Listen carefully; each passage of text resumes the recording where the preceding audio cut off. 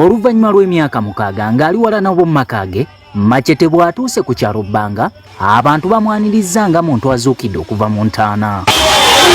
Batusiba n'ate bwe tulina kye tubakoze ne batusiba.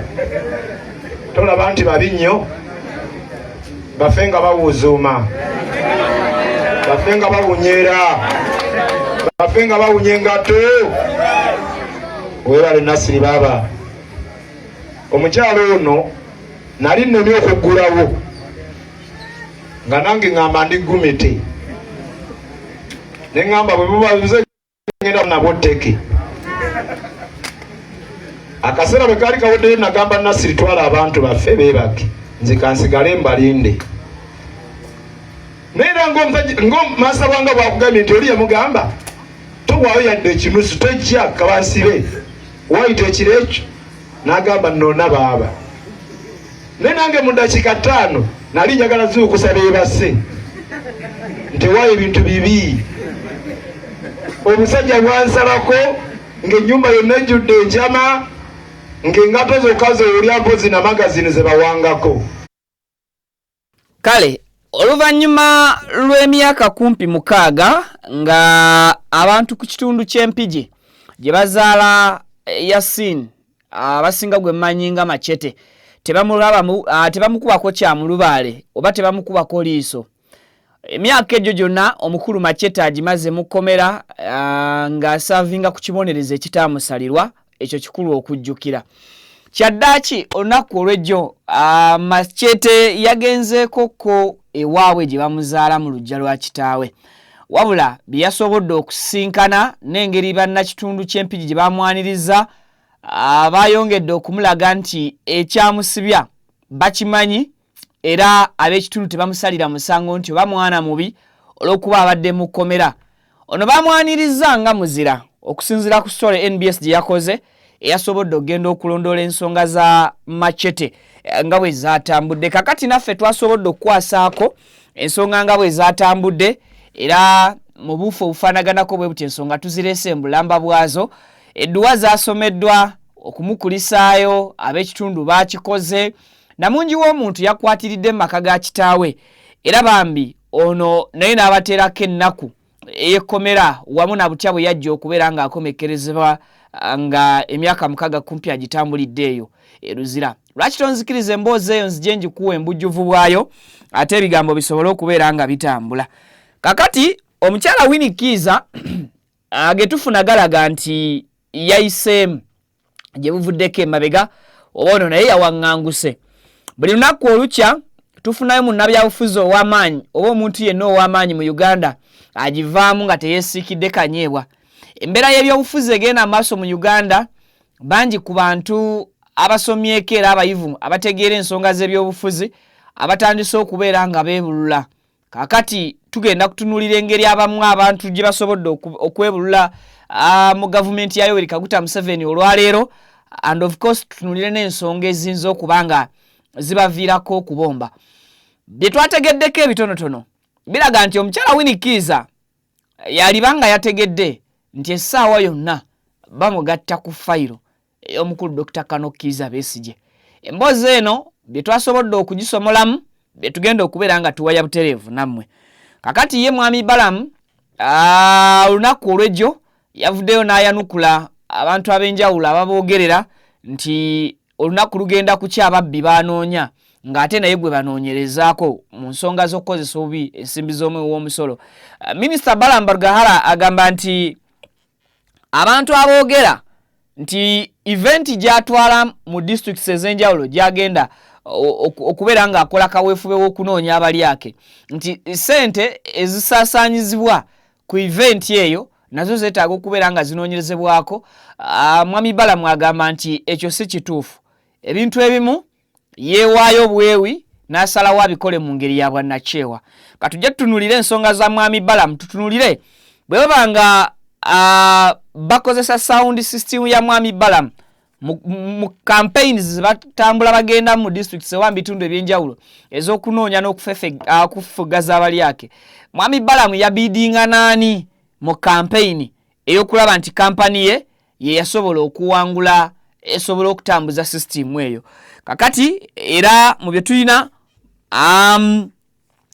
abaana baffe ab'eggye lya Uganda People's Defence Force oba giyite UPDF beeteeseteese dda era we twogerera olugendo baali banga balusimbudde sinakindi nga bagenda kulusimbula okusinziira ku ggye erya UPDF oluvannyuma lw'okufuna olukusa okuva mu Parliament nti abaana abo oba baganda baffe abajaasi bagenda mu kitundu ky'e Gaza okugezaako okuzza emirembe mu lutalo oluyindayinda sayidi eyo oba olutalo olutambulidde ddala okuva mu mwaka gwa 2023 sayidi zizeeyo kyaddaaki mu katambi akamu wano twasobodde okulabako ku baana baffe nga balaga bali ready era nga beeteeseteese ekimala okusobola okulumba e Gaza okuba nti baterenkeza emirembe mu bitundu byeyo. Ebibuuzo bikyali bingi mu bannayuganda ku nsonga yaabo oba oliawo abalondeddwayo okugenda okuterenkeza emirembe mu Gaza era ebigambo nga bwe bitambula bwe tugenda okubeera nga ate tubikutuuseeko. Kakati omwami Jim Spire Ssentongo oba abasinga gwe muyita Spire Cartoon kakati ebigambo byamuddugalidde. Ono munywanyi wa Bobi Wine kooti yayisizza ekiragiro kya kubeera nga bamusiba emyezi 3 oba okugenda maaso n'okuba nti asasula emiliyoni za Uganda 3 obutasukka nnaku 14. Nsonga ki ezaaleetedde Jim Spire Ssentongo Cartoon okubeera nga agwa mu bizibu bya kkooti? Yakola bukozi PC ya Cartoon n'agiteeka buteesi ku mutimbagano gwe naye Cartoon gye yakola emufuukidde Cartoon. Ffe ng'omukutu Vika Exclusive tugenze mu peegi za Jim Spire Ssentongo ne tunokolayo Cartoon eyo abalamuzi gye basinziddeko okubeera nga bayisizaako order gye balumiriza nti Jim Spire Ssentongo yagikozesa naye ng'etaataaganya enkola eya kkooti. Cartoon eyo efaanana etya?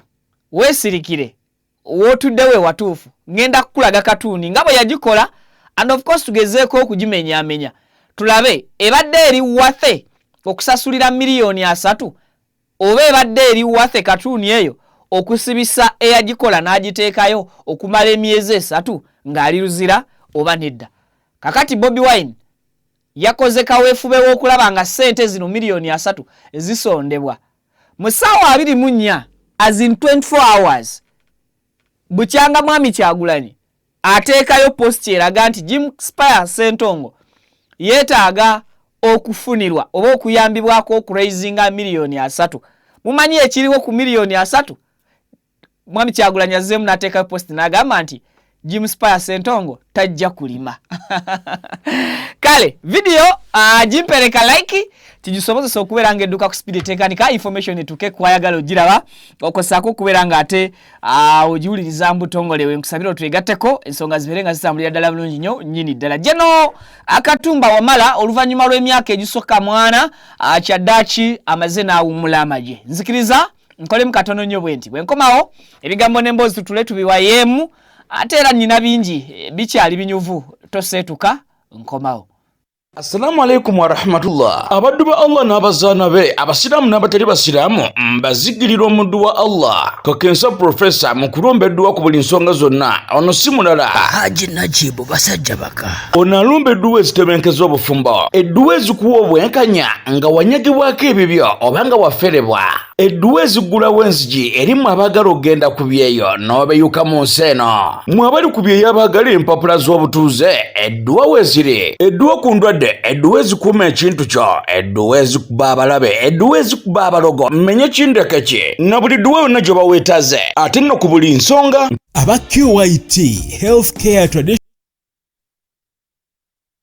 Chinese Medicine abasangibwa Nansana ku Yesu Amala mu maaso ga Total ku kizimbo kuliziwa Hair Academy bakutegeeza nti weebali nnyo okujjanjaba endwadde ez'enjawulo omuli asthma, sukaali, fibroids, ssenyiga w'ekibumba, hepatitis A, B ne C. Abasajja n'abakazi abenyooma mu nsonga z'obufumbo, abaludde okufuluma, kiyite constipation, omugongo oguluma, amagumba gakumeketa, alumizibwa mu nnyingo n'endwadde endala nnyingi. Balina ebyuma ebikebera endwadde mu buli kitundu kya mubiri eby'omulembe wamu n'abasawo abakugu mu kujjanjaba. Ate jjukira nti bataddewo promotion ng'okukebera omubiri gwonna kwa siringi $3 zokka. Kale yanguwa ofune obujjanjabi obw'omulembe. Anti obulamu bugagga. Okumanya ebisingawo ku bino bakubire ku 0764366667.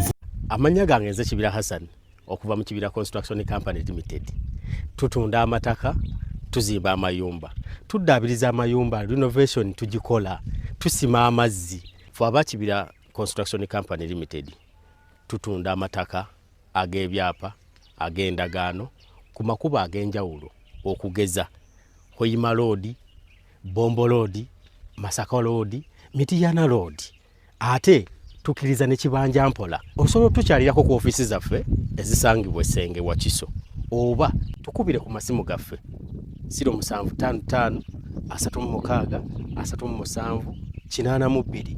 Ojje tugende maaso n'okwogereza ku business yonna gy'oba oleese mu office yaffe nga bwe nzoogeddeko waggulu. Tujja kwataganira wamu kubanga bye tukola tubikola nga biri mu kkubo golokofu. Buli kimu ekigwa mu construction company tukikola. Bw'oba olina ky'oyagala okwebuuza era tukyalireko ffe ba Kibira tukubire buli kimu tusobola okukimala. Mutuusa omukisa okubabuuzaako nti assalamu alaikum wa rahmatullahi wa barakatuh.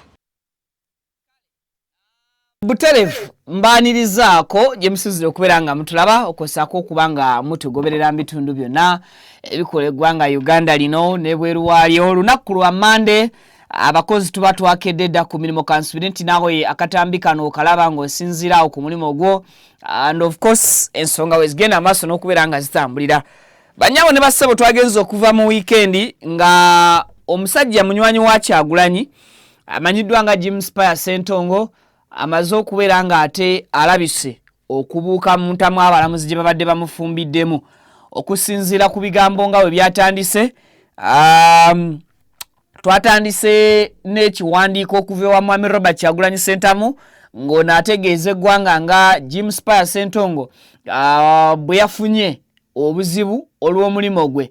According to His Excellency Robert Kyagulanyi Ssentamu agamba nti Dr. James Pius Ssentongo yagenze maaso n'okubeera nga ate oba oluvannyuma lw'okubeera nga amaze emyaka ng'akozesa eddoboozi lye n'ekitone kye oba talanta ye mu kubeera nga oba oli awo alaga abanja oba agezaako okulaga ebikyamu ebigenda mu maaso munda mu ggwanga lyattu Uganda, era nga ensonga zino azibaddeko okumalira ddala emyaka egiwerera ddala.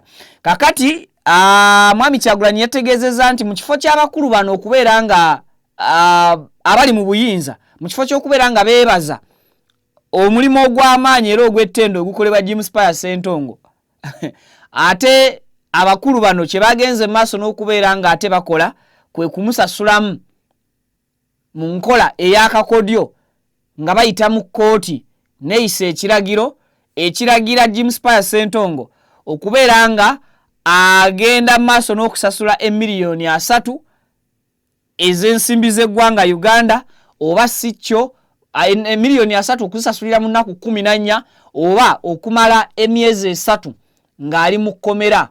Era Mwami Kyagulanyi n'abuuza ekibuuzo naye lwaki? Kakati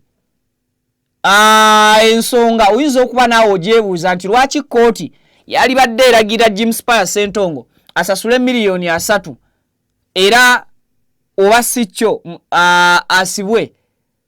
Ekibuuzo ekyo Mwami Kyagulanyi n'atuyamba era n'akituddiramu wansi mu posti eyo, n'ategeeza nti ekyo kye weebuuza lwaki kkooti ebeera eyise ekiragiro ekikakalibwa ekityo, kubanga James Pius Ssentongo yateeka posti ku mutimbagano eraga nti waliwo obutali bwenkanya mu kitongole ekiramuzi, era ekyo nga kkooti ebeera eraba nti kutaataaganya nkola ya mirimo gyayo. Oba ontegedde nti Jim Spire Sentongo yakola katuni oba yakola posti n'agiteeka ku mitimbagano gye. Kakati yo ekitongole ekiramuzo ba judiciary ne interpretinga katuni ya Jim Spire Sentongo ng'erabanga Jim Spire Sentongo yakoze a contempt of court oba yataataaganyiza emikola oba emirimu gyaki emirimu gya kooti ng'alaga nti kooti tezirinayo bwenkanya kye tuyita injustice damogaziye ku posti eyo. So Mwami Kyagulanyi n'amala n'agamba nti akoola ne Sekoola yenna bannayuganda abali mu ntegeera yaabwe ennungi oba abalina entegeera ey'ekisa mu Uganda yonna ne bweru w'eggwanga, era ng'abasaba muyimirire wamu ne Dr. Spire okulaba nga ayita mu kino, era n'agamba nti tusobola okumuyamba okusolovinga kino oba okukiyitamu. Mwami Kyagulanyi n'agamba nti okuyamba obuyambi Dr. Jim Spire Sentongo kyetaagisa nze naawe ali Uganda n'atali Uganda okwekwatakwata n'okwekwanyakwanya, tukkirize either tulabe Jim Spire Sentongo emyezi 3 ng'ali mu kkomera, oba tukkirize tusasule emiliyoni 3 Jim Spire aleme kubeera ng'agenda mu kkomera. Bannayuganda bwe byabagudde matunga Mwami Kyagulanyi amaze okukola posti eyo ne bagamba nti omusajja katuni z'akoze, contribution gy'akoze eri struggle kiba kyabuweewuguusa nga bannayuganda okuleka omusajja omukulu nga Dr. Jim Spire okugenda mu kkomera eruzira oba mu kkomera eddala lyonna asavinga emyezi 3 olwa katuni obutuni gye yakuba. Kati katuni eriwa? Katuni yeeno tusobodde okugifuna ku mutimbagano gwe ekyaliyo. Nsaba ogimpe ku full screen if possible. Anyway, nendooza ne bw'ogireka esobola okulabika bulungi. Mu katuni eyo Jim Spire gye yakuba mwalimu ekifaananyi eky'omulamuzi, naye ng'omulamuzi akkuse alidde olubuto lutumbidde, nga akaali badde ng'akabonero ak'obulamuzi emabega nono Pavini kyakoze olubuto, nga akaali badde ng'akabonero aka miizaani ey'amazima mu kkooti. Akabonero ako Jim Spire ng'akozesa talenti ye, ndoza tukifunzeemu, yakozesa talenti ye n'alaga nti miizaani y'amazima ate eriko amaanyi g'emmundu agatasobozesa mulamuzi kusala mazima ne gamusobozesa kulya kwekutira na kusalawo kukola ye byayagala kukola mu ngeri gy'anaabikola, so si mu ngeri y'okuleeta obwenkanya nga tusinziira ku minzaani yaki, ku minzaani y'amazima. Era akabonero ako Jim Spire Sentongo mu katuni gye yakuba n'ateekamu ekigambo ekigamba court of injustice, nti w'olabira nti weewalina okubeera nga weewali obwenkanya ate weewajjudde oba weewafumbekedde obutali bwenkanya. Mu bufunze Jim Spire Sentongo yakulaga nti omuntu avunaanibwa oba omuntu ali wansi awo ayaayaana ng'atunudde mu maaso g'omulamuzi nga n'embeera gy'alimu mbi alina ku ttaka, naye omulamuzi mu kifo ky'okumusitula amuwanirire omukono gw'obwenkanya gulamule mu maaso g'omuntu oyo n'ensonga eyamuleesezaawo, ate omulamuzi akwata bukwasi wa nnyondo we n'akomerera bukomerezi muntu ono wansi ku ttaka. Kakati omuntu ono asigadde ngazze mu kkooti oba addukidde mu kkooti n'asigala nga talina nsonga yonna egambisa kkooti gye bamututtemu oba gy'alimu nti agenda kufunayo ki, agenda kufunayo obwenkanya.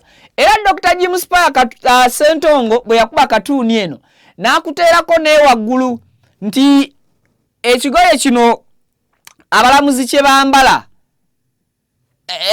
wakati nga bakola eno kwegaba kino kati nze interpretation yange ey'amazzi ago agayiika mu kigoye ekyo ekyabalamuzi kati ekyo mukinyambeko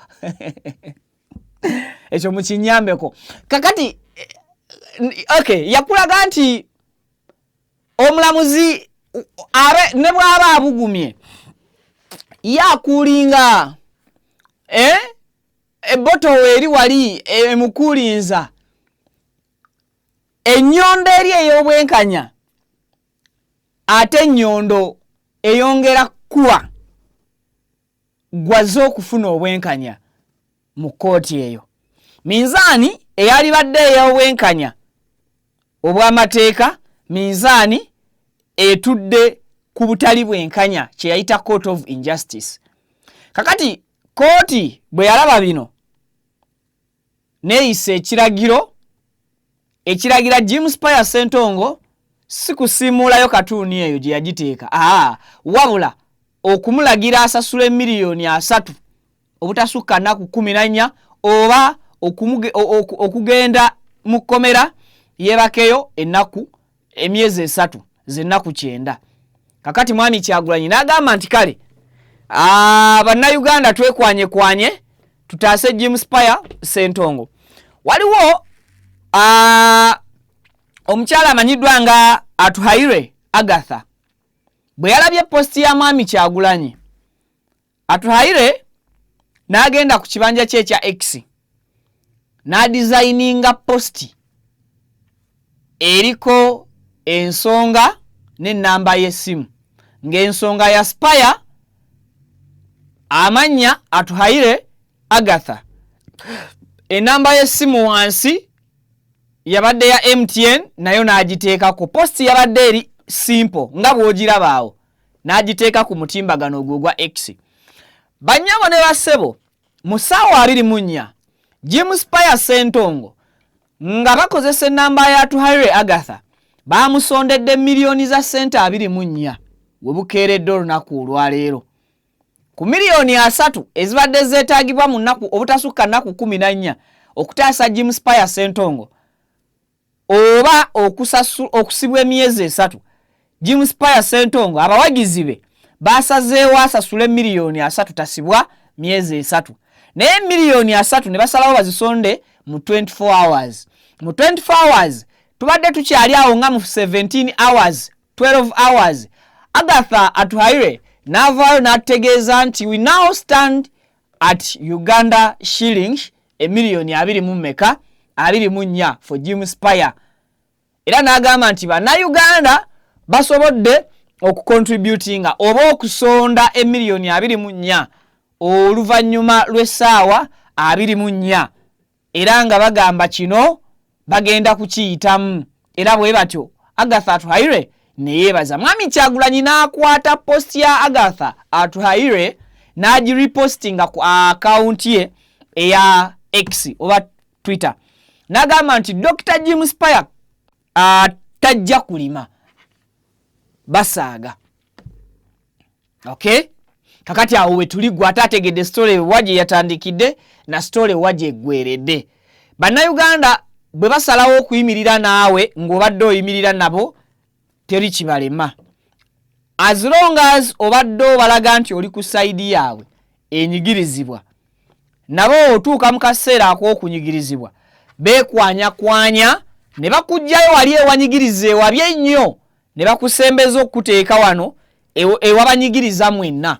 Bannayuganda kasaba bamanya nti oli ttiimu bizibu byabwe, baagala nnyo gwe tofuna bizibu bisukka byabwe, nga naddala ng'oli mu mikono gyabo abagamba nti be balumiriza nti be babanyigiriza.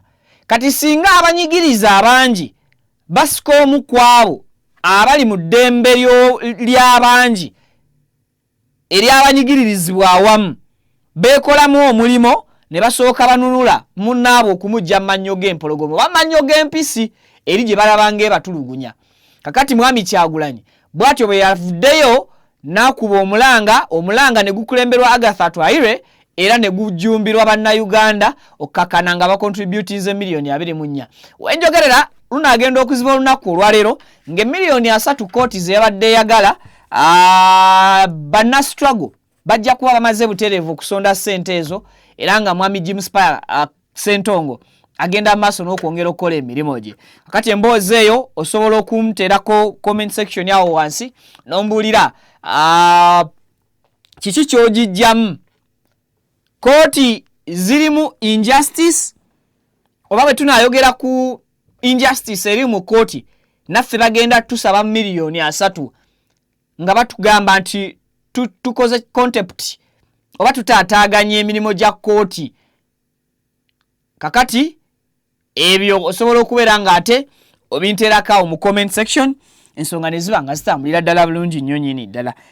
Olunaku olw'ejjo Yasin Sekitoleko abasinga gwe mmanyi nga Machete yazeeyo kokkaalo gye bamuzaala bannyabo ne bassebo.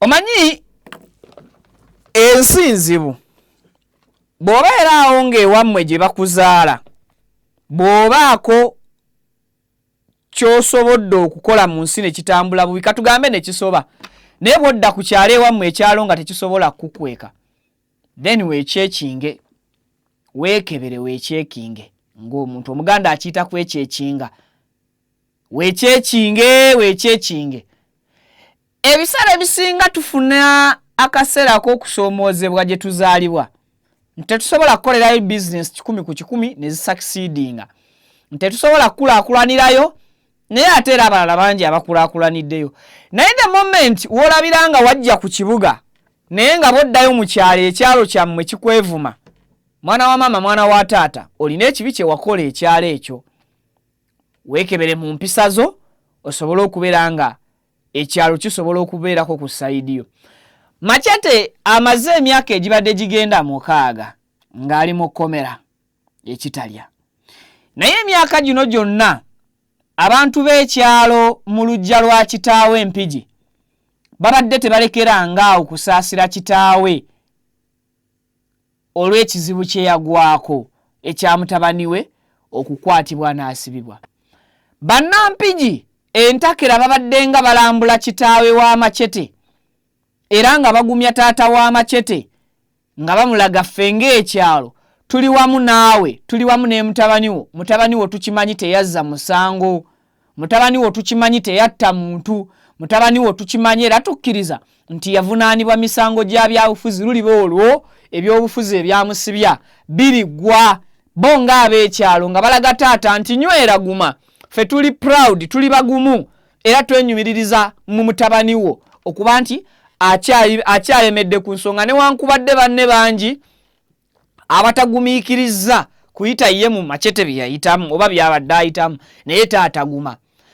Kakati Machete olw'ejjo n'agamba kisiddayo ko gye banzaala mu luggya lwa kitange okuva lwe nava mu kkomera sigenda nga wa kitange. Machete nga yeesitula agenda Empigi ewaka essanyu eryabadde ku kyalo bwe baategedde obutegeeza amawulire nti Machete ajja tenti ne ziteekebwa mu luggya lwa taata ekyalo ne kikuŋŋaana abatuuze ne bategeba omukolo gwabadde muteeketeeke bulungi era ng'abantu b'ekyalo bambi bakulaga nti basanyukira wamu ne Machete okuba nti afulumye ekkomera basanyuse olw'obuvumu Machete bw'akozesezza okulaba nga ekkomera alifuluma ate n'asigala ng'anyweredde ku nsonga. Ono bamusanyukidde mizira egy'amaanyi era ne bamuteerako akabaana awo engeri ekiri nti famire gyavaamu famire y'abasajja Bayisiraamu ne bamuwongayo mu mikono gy'omutonzi Allah ne bamukumira akabaani ne bamusomera eddua era buli kimu ne kiba nga kitambulira ddala bulungi nnyo nnyini ddala. Saidi eya taata yayise mikwano gyayo era mwetwalabidde ne former member of parliament ow'Amawokota omwami Dr. Hilary Kiyaga abasinga gwe mmanyi nga Dr. Hildamani nga naye ku mukolo gunazeeko abantu ab'enjawulo bayogedde birungi byereere ku mulenzi oyo oba ku musajja mukulu oyo Machete era naye we yatwalidde akakisa ak'okwogerako nabo n'abategeeza olutabaalo luno wawe twatandikira. Machete mu kwogerako eri abantu ku kyalo yabategeezezza nti olunaku lwe bamunona teyaliimu yekka mu makaage oba teyaliimu yekka mu nnyumba mwe yali. Era yali kafirimu kengapo yatudde alaba ab'enjuye nga mwebali n'abagamba mwe mugende mu kisenge musobole okubeera nga mwekweka nze nfafaagane n'abalaba abanumbye. Mu kusooka teyamanya nti abamulumbye baali babyakwerinda si balabe. Era ekyakakasa Machete nti bali serious bamutwala kuba yagamba nti yali yeesize ttekeze ng'alaba zijja mumala okuyita mu kyonna ekiyinza okwenganga oluggi.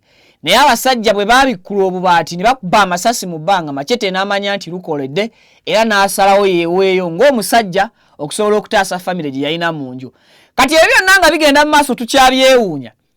Machete wa gy'alina jajja obuvumu nti ne mu kaseera nga bamutadde ku amnesty ate akomyewo akulaga akyali strong ensonga ezamutwaza eruzira ekitalya z'ensonga ze zimu zakyayimiriddeko zakyakkiririzaamu. Tugenze okulaba nga taata wa Machete nga naye Machete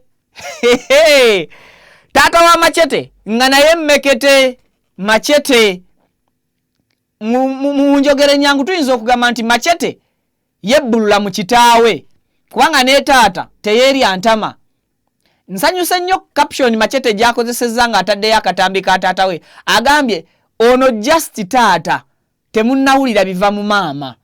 Ekitegeeza nti famire ya Machete bonna bantu bategeera ebyobufuzi and basigala nga bannyikira mu ekyo kye babeera bakkiririzaamu.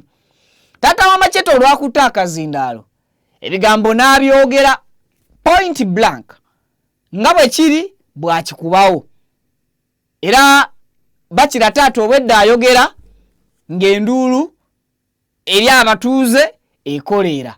Katusooke tulabe Machete nga Machete ng'atunnyonnyola episodes eza prison butya bwatuuka okugenda mu kkomera and then bwe tumala okulaba Machete ate tujje mu bigambo bya taata. Kale Pavin soko tuweko katambi ako akamwami Machete n'ate bwe tulina kye tubakoze ne batusiba. Tolaba nti babi nnyo bafe nga bawuzuuma bafe nga bawunyera bafe nga bawunya engato. Weebale Nasiri baaba omukyalo ono nali nnemye okuggulawo nga nange ŋŋamba ndi gumiti ne ŋŋamba bwe bubaze ngenda nabo tteke. Akaseera bwe kaali kaweddeyo nagamba Nasiri twala abantu baffe beebake nze kansigale mbalinde. Naye era ng'omaasa bwanga bwakugambye nti oli yamugamba towaayo yadde ekinusu tojja kabansibe wayita ekiro ekyo n'agamba nnoona baaba.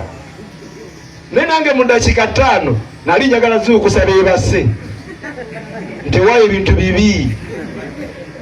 Omusajja bwansalako ng'ennyumba yonna ejjudde enjama ng'engato zokka zowulya mpozi na magazini ze bawangako.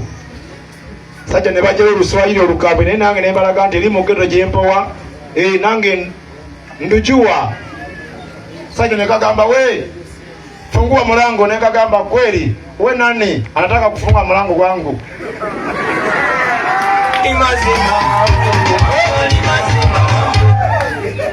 Ne kagamba we nani anataka kufungua mlango yangu? Kagamba we iko nazoleyo. Ne kagamba this is my property. You go on your property. Boyo busajja bwanoma bunomi ne bujjako akabaati. Wasumula bullet ne ngamba bannaye. Nabbi eki. Kakati essasi eryasembayo eryantuuka okunziguzaawo oluggi baali kuba magulu ga mukyala. Kyannaku omuntu bwakugamba nti ndi civilian naye abannumbye in case nga balina kye banteebereza oba kye bansuubiriza okuba nti nakikoze bannumbye n'amasasi bannumbye n'ammundu mu ggwanga eriri democraty ogenda maaso n'okubeera nga weewuunya.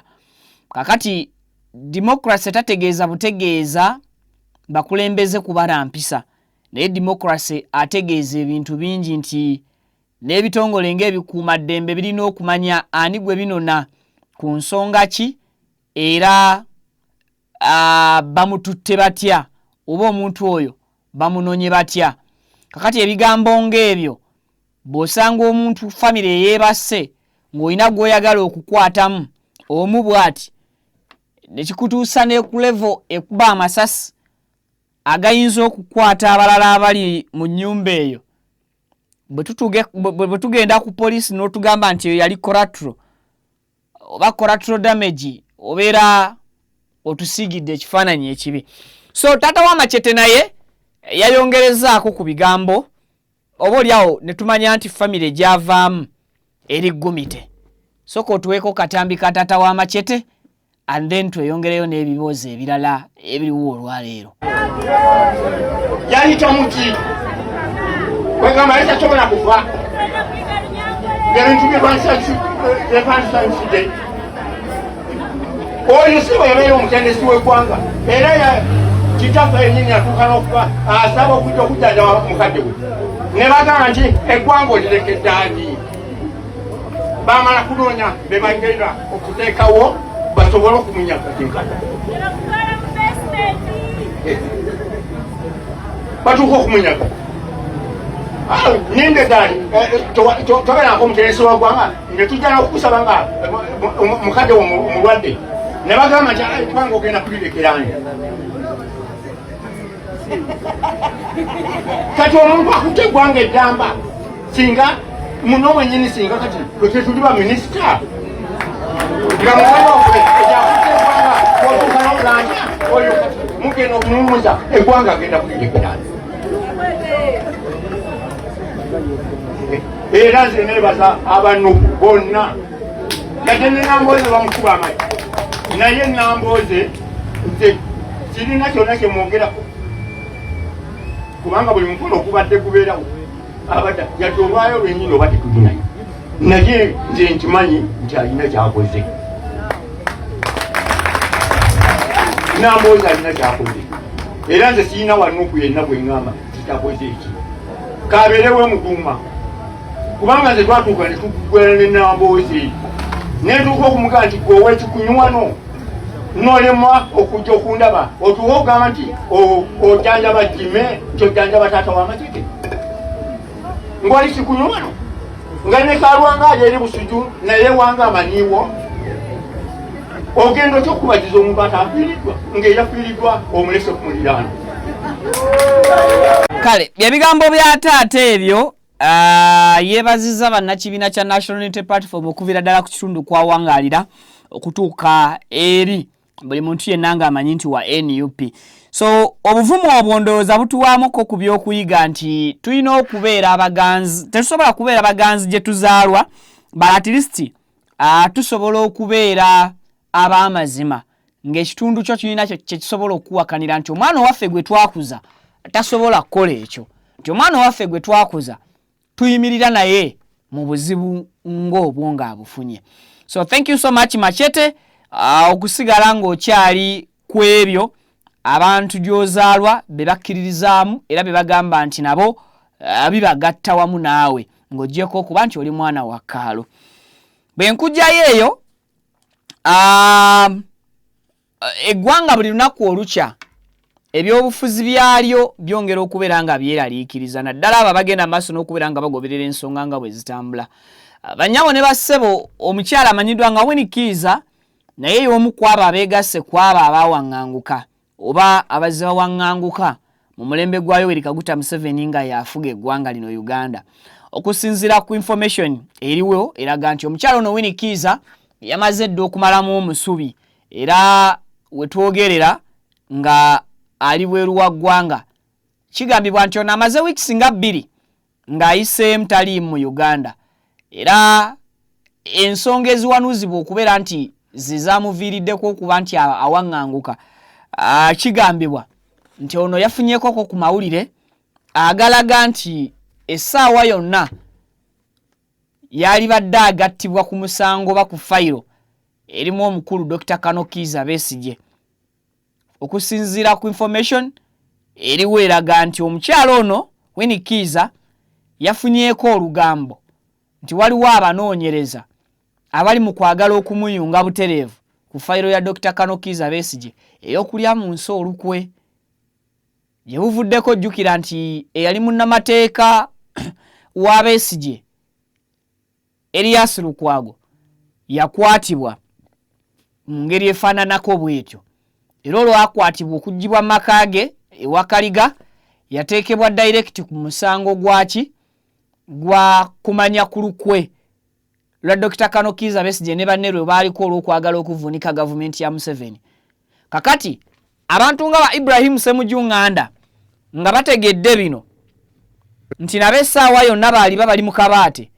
Ibrahim Ssemujju Nganda yafuluma eggwanga Uganda era officially mu weekend Honorable Ssemujju Nganda yategeezezza eggwanga nti yafuluma Uganda n'agenda mu exile, n'agenda mu buwaŋŋanguse mu ggwanga ly'ataasobodde disclosinga olw'ebyokwerinda bye, engeri gy'agamba nti tannaba kusetolingira ddala wagenda kubeera ng'agize yeewogomya ekibabu ekiri mu Uganda ku sayidi ey'ebyobufuzi. Mwami Robert Kyagulanyi Ssentamu abanyabo ne bassebo y'omu ku abo abaavuganya mu kalulu akaggwa aka January ke twakubanga nnaku z'omwezi 15. Oyo akalulu olwaggwa bwe kati n'amalamu n'emyezi egyali gigenda mu 2 ng'ab'ebyokwerinda bamunoonya tebamulaba, yafuluma Uganda n'agenda mu exile. Era nakati gyali mu America gy'akyawangaalira. Omwami Dr. erinnya lye linerabidde Winnie Kanso Kiza Kizani erinnya linerabidde erinnya lye linerabidde munnamateeka Aaron Kiza. Yes, Aaron Kiza naye yennyini yawaŋŋanguka. Ono ng'era y'omu ku ttiimu y'abannamateeka ba Dr. Kano Kiza Besigye.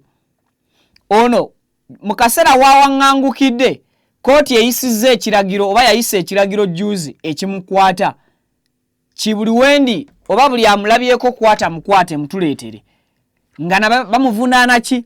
Bamuvunaana musango gwa kubeera nti ataataaganya oba ayingirira emirimu gya kooti.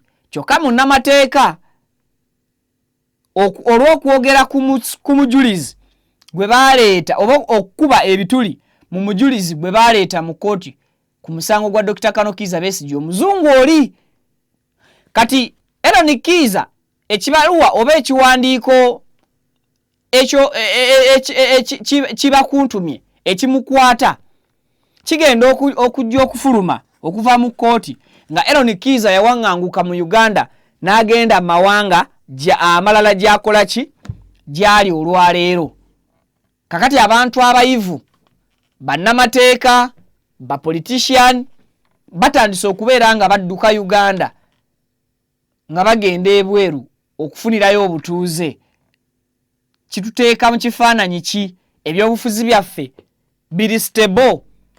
Abakulu abali mu buyinza bwe batunulatunulamu ne babibalaabalamu obukulembeze bwaffe butambula bulaga buli democratic, butambula bulaga bujjudde democracy oba butambula bulaga buli mu nkola ya bwannakyemalira.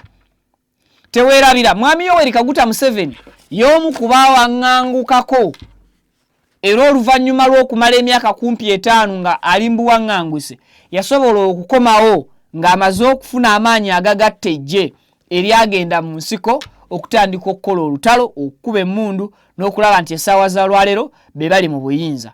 Bwe tubanga mu Uganda olwali tutandise okulaba level y'abannabyabufuzi be tugamba nti bano baali baddewo nga bawakanya kino, bano baali baddewo nga democracy abukadde owa ebibiina partisan politics, ogenda kulaba nga Uganda turankingibwanga eggwanga erifufuggaza bannabyabufuzi era eggwanga eritaliimu democracy. Kati ebyo nga biri awo, Aaron Kiza yaliko leader of opposition. Aaron Kiza yaliko woman member of parliament ng'akiikirira abantu b'e Kasese nene okutuusa essaawa za kaakati omukyala Winnie Kiza not Eroni Winnie Kiza anti bonna Dr. Kiza Eroni Kiza Winnie Kiza kati bonna bakiza so Winnie Kiza aye eggwanga lyagenzeemu naye terina bakubeera nga likola ki nga litegerekeka naye nekano kakulu abantu ab'amaanyi kasa batandika okufuluma oba abantu bannabyabufuzi kasa batandika okuwaŋŋanguka gye bagenze baba tebagenze ku kwewogoma bwewogomi nti beebake oba balinde gavumenti lwerigwa babeera bagenze kukola bukubirire kusuula gavumenti kyovola mwami Museveni ye tasobola kitwala for granted because amanyi kiki kyekitegeeza era bw'oba osomyeko history ow'amawanga agalimu abantu abawaŋŋanguse oluvannyuma bamala ne bafuna amaanyi ne bakomawo nga bookya era gavumenti gye babeera baalekako ne bagitwala nga nabuki nabugizi si mufungize kakati wano tulabawo akabonero ka gavumenti ssaawa yonna okubeera nga ekyuka singa bannabyabufuzi banaayongera okubeera nga bawaŋŋanguka singa abantu ab'amaanyi mu Uganda banaaba bakola oba bakifudde muze okusooka okwetegula Uganda essaawa yonna eyo gye balaze kyangu kyakwegattirayo n'okufuna influence ebasobozesa okuggyako gavumenti ne bagenda okukomawo ng'ebyabwe ebirala. Honorable Ssemujju Nganda yali tamanyi nti mwami Kyagulanyi yalabayo era Honorable Ssemujju Nganda kyamutwalira akaseera akazibu okumanya nti mwami Kyagulanyi yasoma moves z'abasajja bano abali mu gavumenti n'azikenkuka n'atakoma okwo n'amanya na kiki kye bazzaako ate n'atabanyooma na kumanya busobozi bwabwe kiki kye basobola kukola na kiki kye batasobola kukola. Robert Kyagulanyi Ssentamu Mitembo bwe yafuluma Uganda Honorable Ssemujju Nganda ono y'omu ku bannabyabufuzi abaavaayo ne bamukubamu ebituli nga bagamba mutiitiizi. Olwaleero Honorable Ssemujju Nganda y'omu kubakkiriza nti Robert Kyagulanyi Mitembo Ssentamu mulengerera wala era yalabayo mu bufunze. Honorable Ssemujju Nganda alinga ng'eyeetonze ku bigambo bye yakozesa bwe yali ayogerera mwami Kyagulanyi agamba mbiseera biri yali tannaba kulaba musana yali tannaba kubeera ng'azibuka na kukakasa nti gavumenti ya Yoweri Kaguta Museveni esobola okukola ebintu byonna mwami Kyagulanyi bye yali ajja ayogerako nti naye kati akaseera katuuse nga naye yennyini alabira ddala nga abasajja kituufu buli Kyagulanyi kyayogera abasajja bakikola. Mpaka ku Honorable Ssemujju Nganda mu interview gye yabaddemu bwe babadde bamubuuza ebibuuzo ogenda kuwulira engeri gye yabizzeemu akatambi katukafune. I'm okay. I left Uganda on 17th of June. Went to perform Umrah. I finished it. But I couldn't come back because of the terror and torture which seems to have been normalized now, that people can be kidnapped, tortured, harassed, and nothing happens. So that's why I've stayed away until I am sure that I don't have to go to the basement. Then I'll take a decision when I will be coming back. So how can you be sure? What kind of assurances do you need? I don't need assurances from anyone. At my level, I should do my personal assessment. As we are now, collectively, because this is not a personal issue, collectively, we will need to do something to recover our country, because our country has been taken over by gangs who wear people on the road and take them for torture, and with some pressure abandon some and then keep others. So I will do what the people who have been away in exile do, and many of them have, including Mr. Museveni, who was in Tanzania for more than 5 years. Then he took his family to Sweden. Then they were in England. Human beings will always find a solution. So don't worry. I will do the assessment and I will be coming back to Uganda because I don't have any other country. I'm okay. Okay. Kakati omukulu alaga nti mu buwaŋŋangusa akyaliyo mpaka nga Uganda alabye nti eri safe. Ebimu ku bigambo byasoose okwogera nti yakajja akitegeere nti mu Uganda efuuse kifo kya butujju.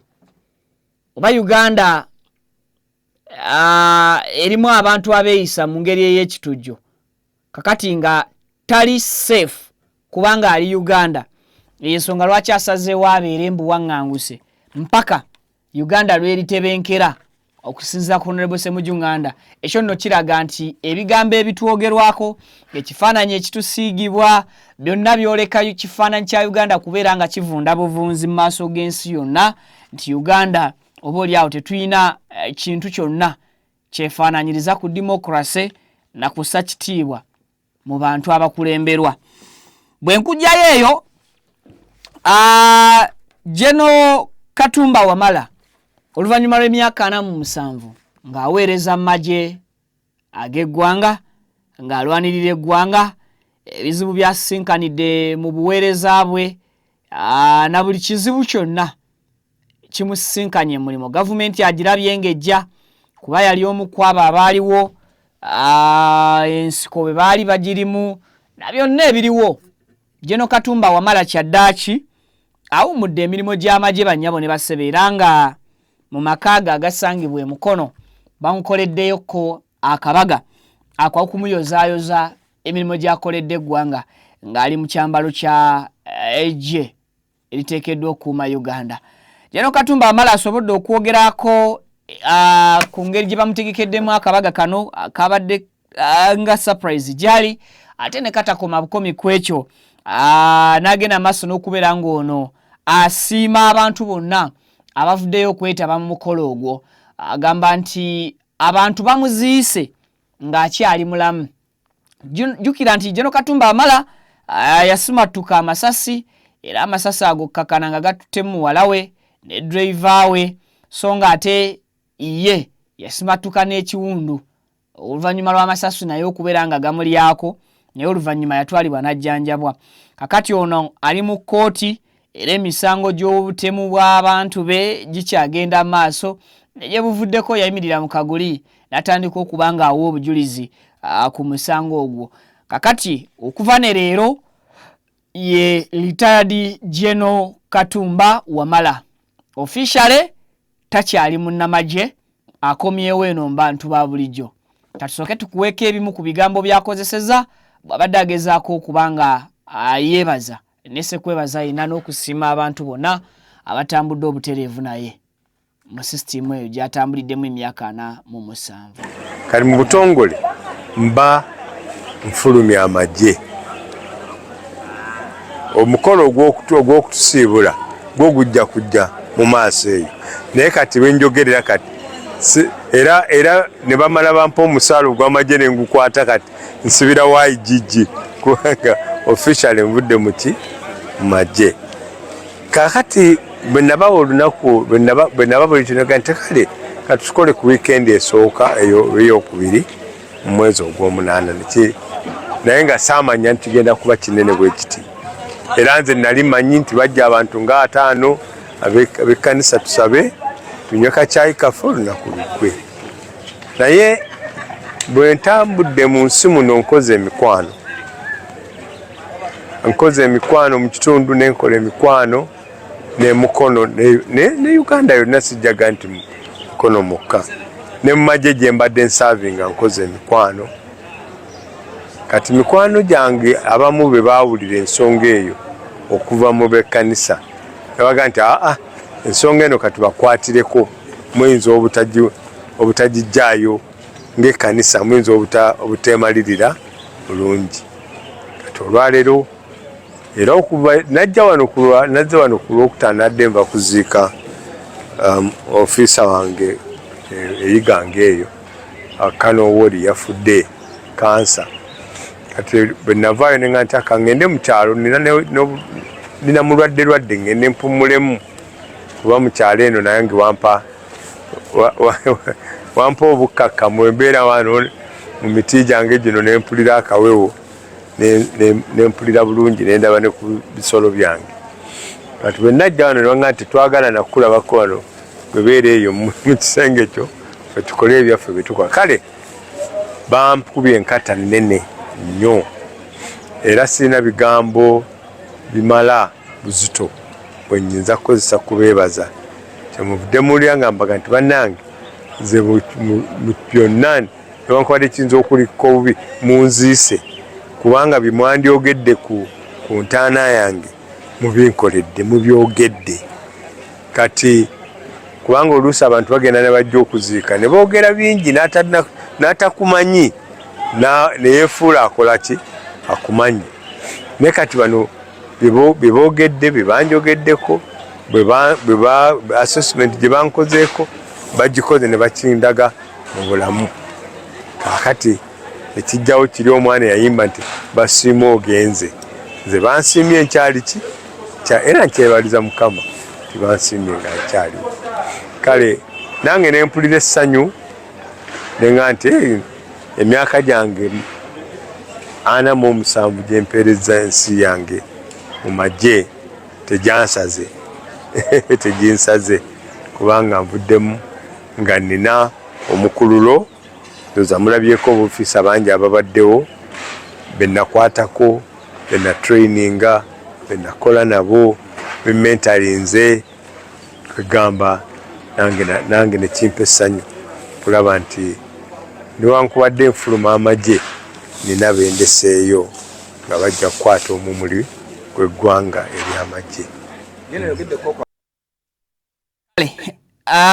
byebyo side zeyo yoga webala obuweereza bonna bw'otuusizaako eri Uganda okusiima omulamu kirungi and of course ne tutagenda bugenzi ku ntaana maaso ga mirambo ne tweyama bye tunaakolera famire ye ne tusiima omuntu abamu nga tulimba ne twesomanga bwe tubadde tumanyi omugenzi oluusi nga tetumbaddeko nakakwate konna naye retired General Katumba Wamala obadde musajja yes obadde musajja ministries zoweereza amagye ngeri gy'osavinze and all that ebisoba bibaawo naye atise abantu bakujjukidde ne bakusiima ng'oli mulamu ate bakulinziza magombe kale bwe tuvaayo eyo mwami Balamu ebimwogerwako nti ayonoona ssente za mwi wa musolo mu kunoonya ssente z'omwi w'omusolo ayonoona ssente za mwi w'omusolo mu kunoonya abalya ssente z'omwi w'omusolo ekitegeeza nti aba alina kusooka kwekwata nga tannakwata balala oba naye waba alina okubeera nga waliwo abamunoonyerezaako bino byonna bisambaze ebigambibwa oba byogerwa nti ssente akozesa nnyingi mu kutambuza ebyuma bye eyo mu bitundu gy'atambulira nga anoonya abantu abali corrupt era okusinziira ku mwami Balamu annyonnyodde n'agamba nti ebyuma bino akozesa bibye era nga akola mu nkola ya bwannakyewa mu ntandikwa ya minisita Balamu bw'abadde annyonnyola olira nga alina ensonga naye ate gy'akomekkeredde ate alinga alaga nti ataddeyo ebyuma bino nga alina okusasulwa tumi soko owulirize mwami Balamu ate then soko omuwulirize tuleme kwogera nga tonnamuwulira yala kuddamu mukwano gwange n'omushana Ingrid nawe n'abalala bagambye nti nkozesa ebyuma ebyange ebya kampuni yange okola anti-corruption crusade oba rally mu local government nakayingiramu nasanga bambi basajja batte balina ssente ate nga njagala campaign eno y'okwanika obukenuzi egende mu maaso so nensalawo nga omu ku abo abannayuganda abalungi ba patriots nembawo ebyuma bya bwereere kubanga mbadde nsanga abantu bangi nga sobola kwogera nga bwe njogera nammwe nga sina muzindaalo sebyuma ebibadde bikola rale zonna zibyakakola rale kumpi kati 15 zibikolera bwereere tewali ansasula ate sinze nze kateeseemu mwami Kini Kalisa asindika abamawulire be n'aba facilitating $5 million buli lunaku aba Next Media bakozesa $5 million buli lunaku aba Vision Group bakozesa $5 million buli lunaku aba Tayari TV eya muganda wange Thomas Tayebwa nabo bakozesa milioni nga 5 plus buli lunaku okusupportinga bino ebintu kubanga bibeera live ku ma TV gaabwe ne UBC. So bazira kisamu sigale nga mu supportinga campaign ababogera ebatamanyi bagende mu parliament bababuze wababuze auditor general obani bababuze bono mwamu wako ku sente sinafuna ko sente wa purchase order ate ne mbanga waliwo mulimo company yange nagisanga mweri company zange zali mu government mu system nga supplying government za dembo ku supplying kasamba nga declaring ze conflict of interest ne setaba mu procurement process kwa siri procurement manager. So ndi wadembe ndoza ne attorney general nja kumuwandikira mubuze singa company yange sanga mu ministry mwendi oba singa mbera prime minister company yange esolo ku supplying mu ene ministry of Uganda kubanga ebadde emyaka gino gyonna tebadde kolera government. So ababogera bibatamanyi mu bikomye ate mbawa amagezi muyige ebyo mwogera mugende mwebuzeeko ku mateeka mugende mu parliament mbabuze oba olwo sente ze ba approvinga ezokola guno omulimo gwe tuli mukola guno omulimo gwa bwana Chewa ate mulungi abantu bawansi bagusiima. So mwabogera bimwogera temujja tujja kumulamwa era mbasaba mu kikomye bunambiro, otherwise you are wasting your time. Otherwise you are wasting your time. Minister Barambar Gahara agambye nti yasanga ministry ne ya local government ina sente basajja batu bakazi batu bavu atenga ye byuma birina biri awo bitera okukola emirimu gya government nasalawo n'agamba ebyuma kabigire bikola sina ngeri gye nayogera ddoboozi lyange lituuke ku bantu nga bakuŋŋaanye kattamule ne system eyo. So eyo gye bwagendera okubeera nti omulimu gutambula okutuuka we gutuuse. Naye mu kwogera kwa Balamu alaga nti anytime ayinza ofuna kasente k'ebyuma asobola okubabala kuba akulaze nti ebyuma bye bibadde nga bikolera gavumenti, kitegeeza byamala dde okubiidinga bibadde bikoleranga gavumenti ebbanga lyonna naye nga bikolera gavumenti nga bisasulwa. Kati muno mu local government okuba nti bikolera boss tebinatandika kusasulwa. Kati ndowooza ekyo kyokka kibeera kyemalirira okugamba nti maaso eyo mwami Balamu bw'aba ayagala sente asobola okubanja gavumenti sente kuba kampani ye yebadde ekolera gavumenti ate naye yennyini emirimu gy'akozesa ebyuma gya gavumenti naye kennyini ng'omuntu ali muki ali mu gavumenti. Kati awo tolaba nti essaawa yonna Balamu abanja gavumenti. Naye Balamu bw'anaaba avuddeyo ng'abanja gavumenti awo Uganda naffe tujja okusitukira tubalirire enguzi tulabe obulyake obunaaba mu kintu ekyo.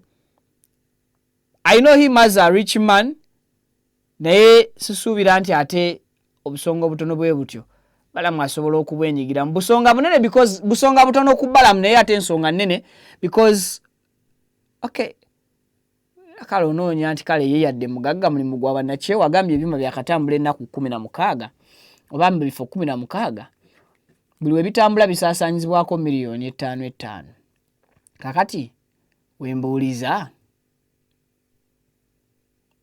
nakyeo ono asaasaanya miliyoni 5 katugambe buli lunaku akifuniramu wa akibala atya?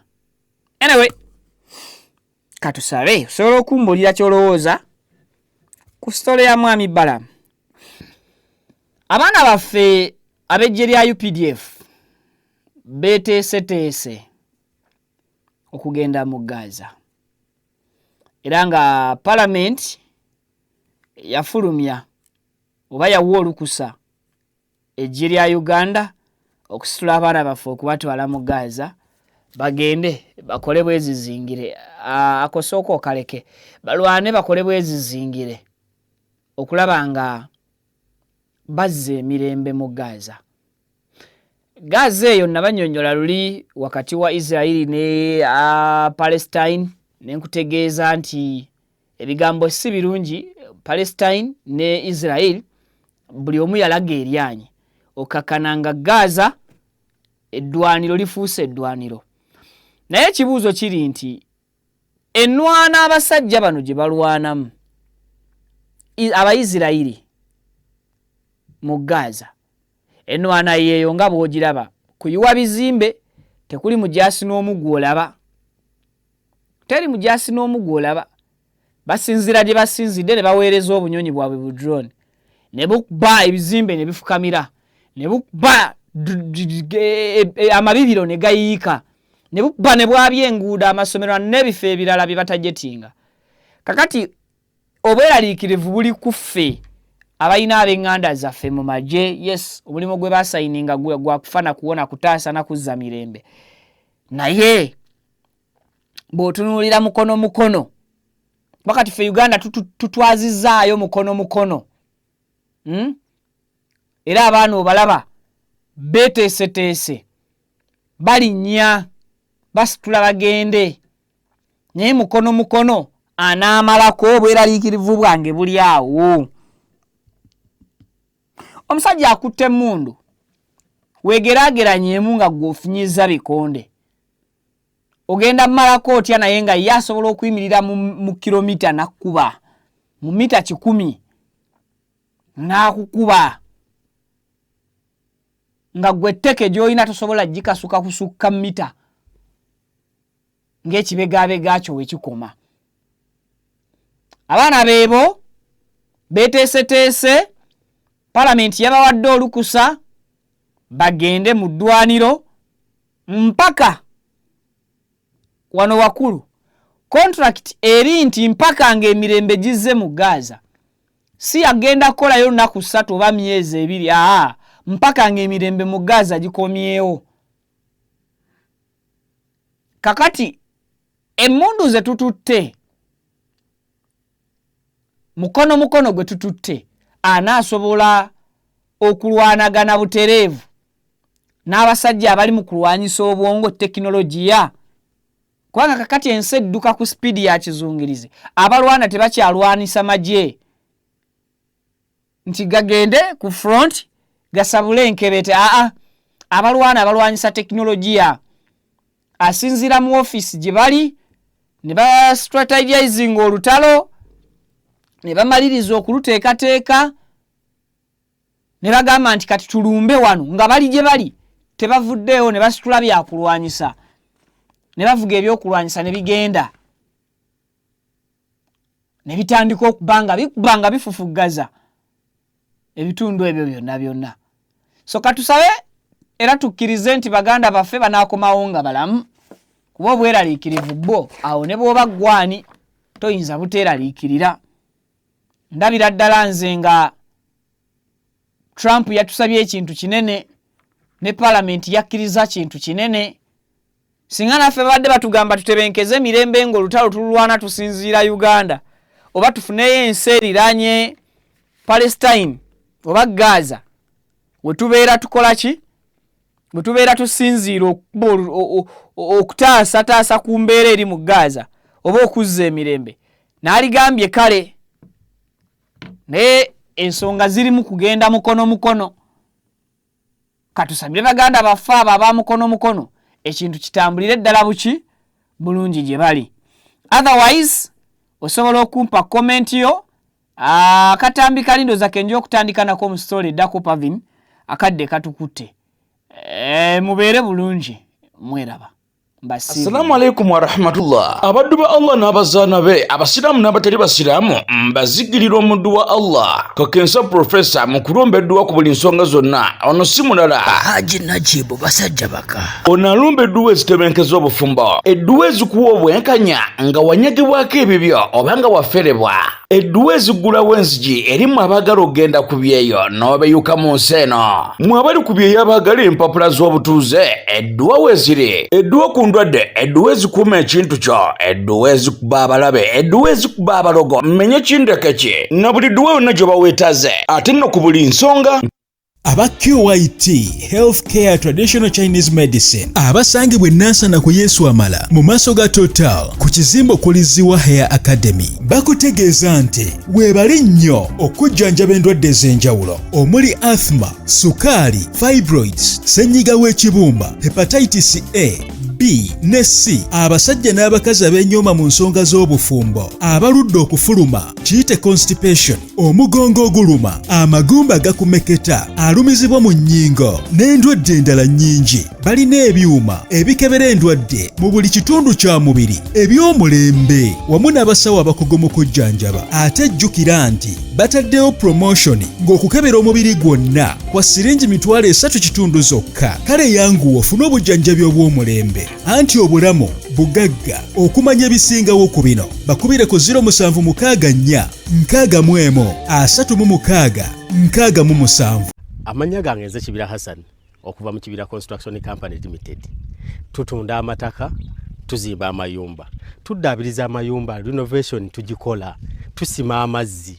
Ffe aba Kibira Construction Company Limited tutunda amataka ag'ebyapa, ag'endagaano ku makubo ag'enjawulo okugeza Hoima Road, Bombo Road, Masaka Road, Mitiyana Road. Ate tukiriza ne Kibanja Mpola. Osobola tukyalirako ku office zaffe ezisangibwa Essenge wa Kiso. Oba tukubire ku masimu gaffe 0755 36 37 82. Ojje tugende mu maaso n'okwogereza ku business yonna gy'oba oleese mu office yaffe nga bwe nzoogeddeko waggulu. Tujja kwataganira wamu kubanga bye tukola tubikola nga biri mu kkubo golokofu. Buli kimu ekigwa mu construction company tukikola. Bw'oba olina ky'oyagala okwebuuza era tukyalireko ffe ba Kibira tukubire buli kimu tusobola okukimala. Ntuusa omukisa okubabuuzaako nti assalamu alaikum wa rahmatullahi wa barakatuh.